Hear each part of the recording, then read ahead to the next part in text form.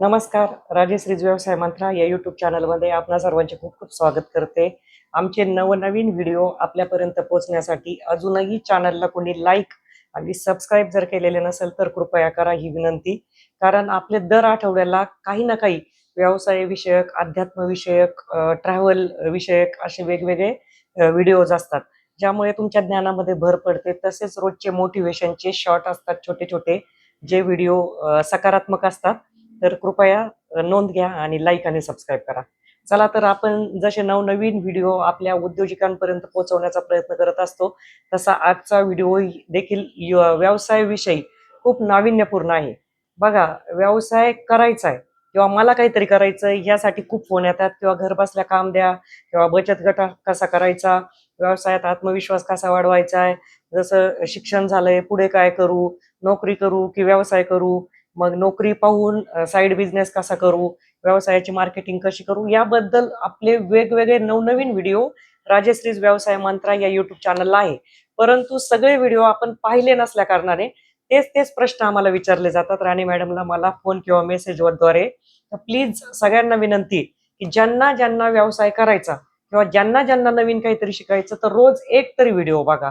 कारण सातत्य आणि सराव त्याबद्दलच आजचा व्हिडिओ आपला असणार आहे. ज्याने शिकणं संपवलं तो कायमचा संपला. आजच्या व्हिडिओचं हे शीर्षक आहे आपलं.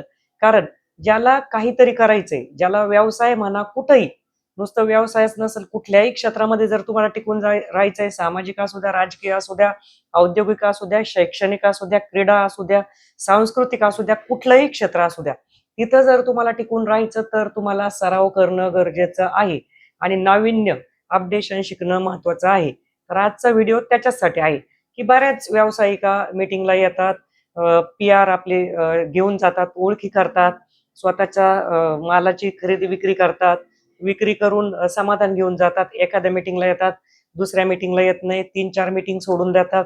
स्वतःला वाटतं माझा आत्मविश्वास वाढला, मला सगळं येतंय, मी शिकले. मग येणं बंद करतात, संस्थेशी कॉन्टॅक्ट कमी होतो. मग कारणं सांगितले जातात आणि न पटणारे कारणं, की ज्याला व्यवसाय करायचा त्यांनी व्यवसाय हा एक आपला यज्ञ, रोजची आपली एक तपश्चर्या आपण म्हणतो, तसं केलंच पाहिजे. कामाचं तास विभाजन, प्रायोरिटी, सातत्य, ह्या सगळ्या गोष्टी पाळल्या पाहिजे. आपला एक व्हिडिओ आहे व्यवसायाची सप्तपदी, तो देखील नक्की सगळ्यांनी बघा, की व्यवसाय करताना काय काय केलं पाहिजे. जशी लग्नाची सप्तपदी असते तशी व्यवसायाची सप्तपदी असते. चला मेन विषयाकडे येऊ आपण, की व्यवसाय ज्यांना करायचा आहे त्यांनी जर पारंपरिक पद्धतीने त्याच त्याच गोष्टी केल्या तर व्यवसायात वाढ होऊ शकत नाही. समजा कापड व्यवसाय असू द्या, बुटीक असू द्या, मॅचिंग सेंटर असू द्या, तुम्ही जर जुने लोक करत होते त्याच पद्धतीने कुठंतरी रेंटल घेतलंय, तिथं तुम्ही तो माल ठेवलाय, कस्टमरची वाट पाहताय, मग आज आले कस्टमर जास्त, उद्या आले नाही, परवा आले, रोज त्या प्रेशर मध्ये राहता, किंवा घरगुती जरी तुमचं बुटीक असलं, घरगुती जरी कपड्याचं असलं, तरी तुम्ही वाट पाहताय कस्टमरची.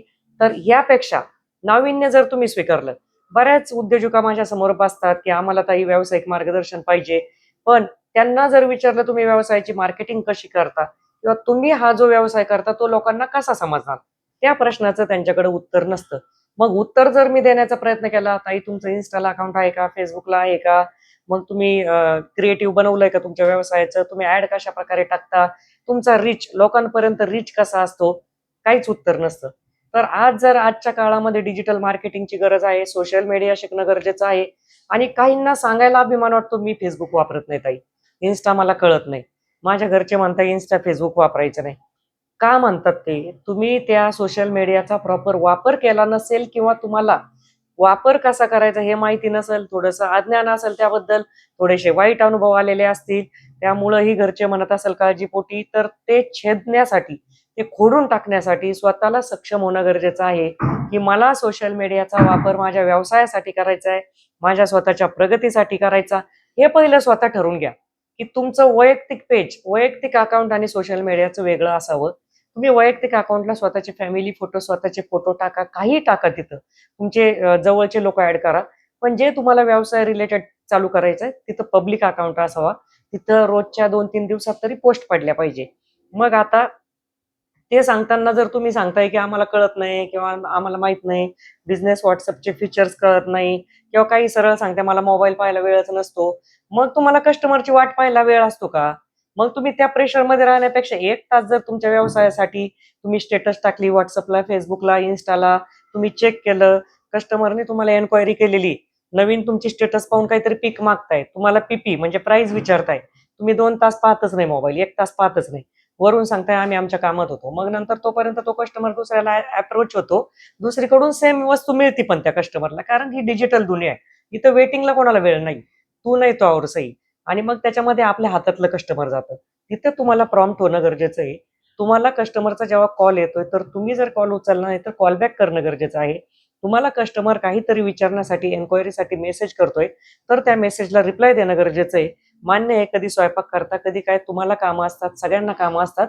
पण त्याच्याही मध्ये-मध्ये जर तुम्ही जसे मैत्रिणींचे मेसेजला रिप्लाय देतो, कोणाला लाईक करतो, आपल्याला आलेल्या कमेंट आपण वाचतो, तेच तुम्ही व्यवसायाच्या बाबतीत जर ठेवलं, तर नक्कीच यश मिळणार.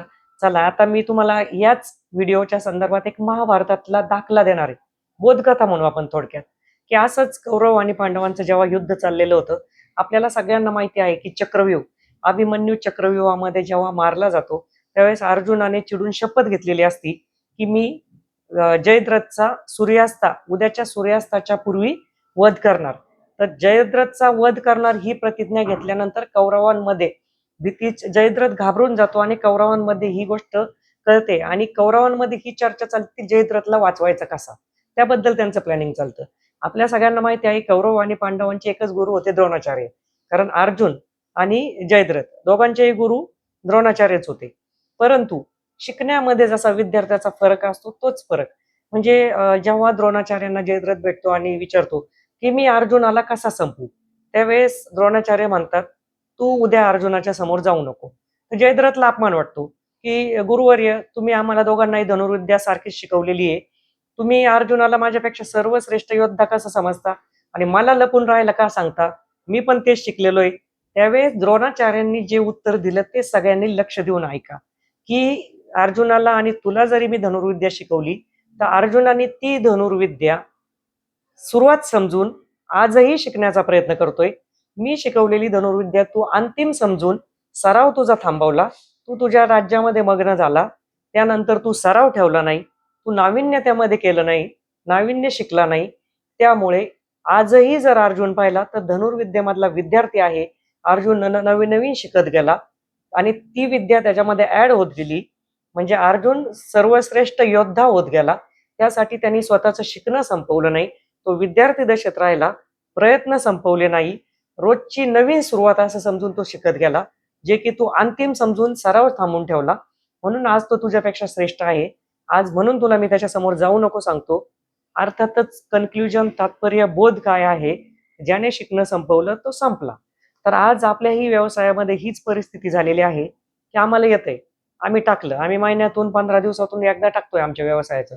मग रोज रोज काय टाकायचं, आम्हाला रोज रोज तर काही एन्क्वायरी पण येत नाही.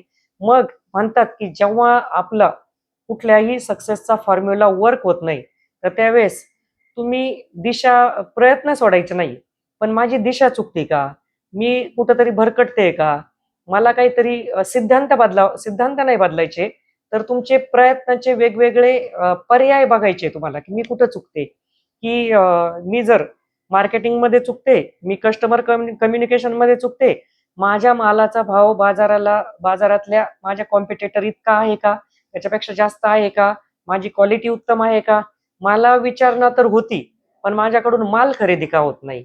मग याला काय पद्धत आहे, की तुम्हाला जेव्हा कॉल येतात की याची पीपी काय, म्हणजे ह्या गोष्टीची तुमची स्टेटस पाहून विचारतात आणि घेतलं जात नाही, तर त्याला दुसरा एक पर्याय असतो, फॉलो.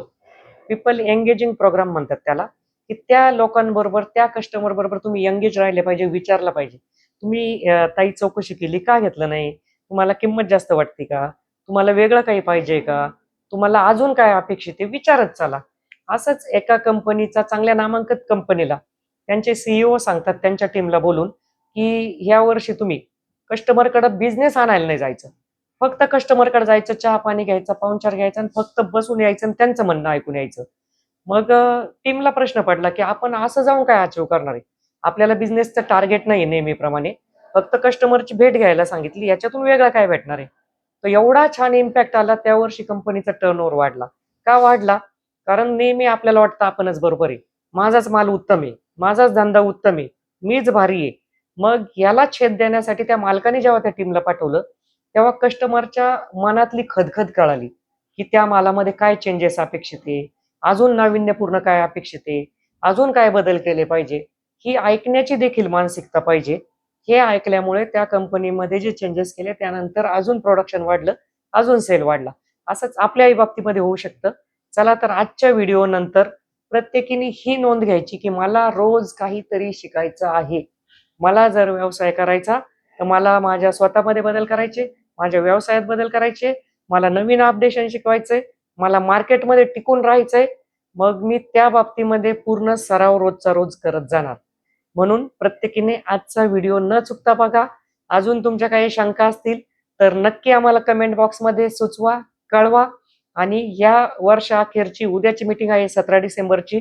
सगळ्यांनी मीटिंगला या. येताना एक तरी नवीन मैत्रीण आणा. कारण पहिल्या मेणबत्तीने जर दुसरी मेणबत्ती पेटवली तर पहिल्या मेणबत्तीचं काहीच बिघडत नाही. दिव्याने दिवा लावायचा, सक्षमीकरणाचा हा जो वासा मी हाती घेतलाय, तर मीही ठरवलं, एक महिला सक्षम झाली, 2 झाल्या, शेकडो झाल्या, हजारो झाल्या. तसं तुम्हीही ठरवा. तुम्हालाही कर्म चांगलं होईल. आणि रोज मीटिंगला येताना नवीन मैत्रीण आणा, स्वतःचे व्हिजिटिंग कार्ड आणा, तुमचे प्लॅम्पलेट असल्यात प्लॅम्पलेट आणा, नमुना म्हणून प्रोडक्ट आणा, नवीन नवीन ओळखी करा. मीटिंग नंतर एकमेकीला कार्ड द्या, एकमेकी बरोबर ओळखी करा. आणि ह्या वर्षाच्या शेवटच्या मीटिंगला अपेक्षा करते सगळ्यांनी या. आणि 1 जानेवारी पासून नवीन सदस्य नोंदणी परत आपली चालू होणार आहे. आपला 3000 कडे चाललेला आहे टप्पा. अजून एक ऑफर सांगते मी. 5 सदस्य उद्याच्या मीटिंगला जे कोण जोडणार 5 फॉर्म, तर तिचं रजिस्ट्रेशन पूर्ण फ्री होईल. याची देखील नोंद घ्यायची. आणि आपल्या काही शंका असेल तर संस्थेच्या नंबरला प्लीज मेसेज करा. सगळे जे फोन येतात तर शक्य नाहीये सगळ्यांच्या फोनला रिप्लाय देणं. मेसेजद्वारे आम्हाला कळतंय की तुमचं म्हणणं काय आहे. ज्यांना फिजिकली फॉर्म भरणं शक्य नाही त्यांनी गुगल फॉर्म घ्या. गुगल फॉर्मद्वारेही आपण रजिस्ट्रेशन करू शकतो. काही समजलं नाही तर संस्थेचा नंबर एकदा रिपीट करते.